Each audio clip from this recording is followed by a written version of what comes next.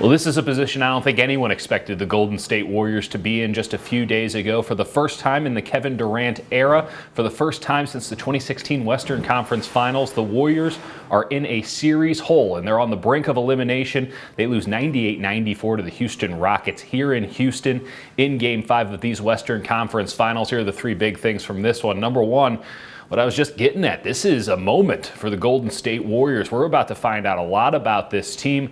They blow another game in the fourth quarter, 3 chances to either tie or win the game in the final 45 seconds, and they couldn't execute on any of them. Quinn Cook misses an open 3. Stephen Curry can't get a floater, which was ill-advised, to fall with about 12, 13 seconds left. And then a final play, chance to take the lead or win it.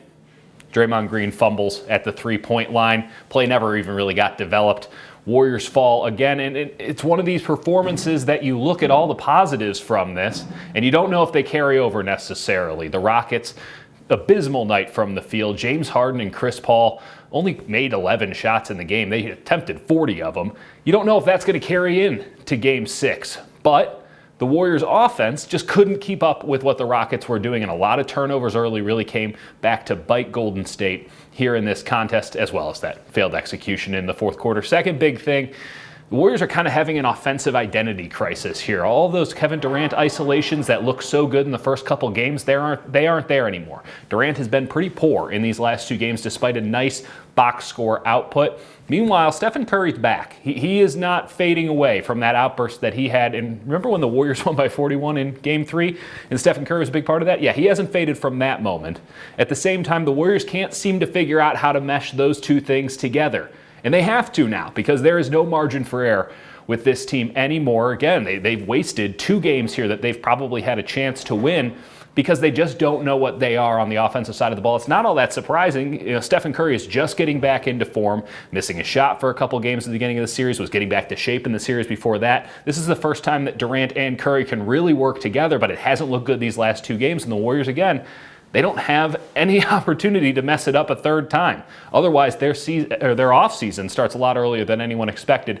Third thing, Chris Paul came up with an injured hamstring late in this game, and Paul was nails in the second half of this game. He had 18 of his 20 points, making some just circus shots, ridiculous shots that the Warriors won't even feel bad that he made. There was one that he pump faked from 30 feet at the shot clock, and it went in, and he shimmied in Steph Curry's face, and Steph could do nothing but laugh because no one else makes that shot except for maybe Steph.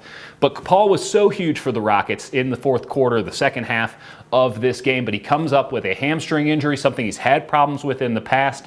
Late final minute of the fourth quarter, we don't know if he's going to play in Game 6, and that, much like the Andre Iguodala injury, in fact, far more impactful, I would argue, than the Andre Iguodala injury, and he did not play in Game 5, by the way, is Paul not playing in Game 6. The Warriors have gotten a lot of injury luck, to be honest, over the last few years in the playoffs. It looks like they might have gotten a little bit more in this series. We'll just have to see what happens with Paul, if he's 100%, if he's 80%, if he even plays at all. We'll find out, and that's something to keep an eye on before Saturday's game. But again, the big story, the Warriors have now blown 2 opportunities late in the fourth quarter in Games 4 and 5, and they face elimination in Game 6. They have to win 2 out of 2 if they want to go to a 4th straight NBA Finals. This series got interesting a while back. It is must-see TV from here on out.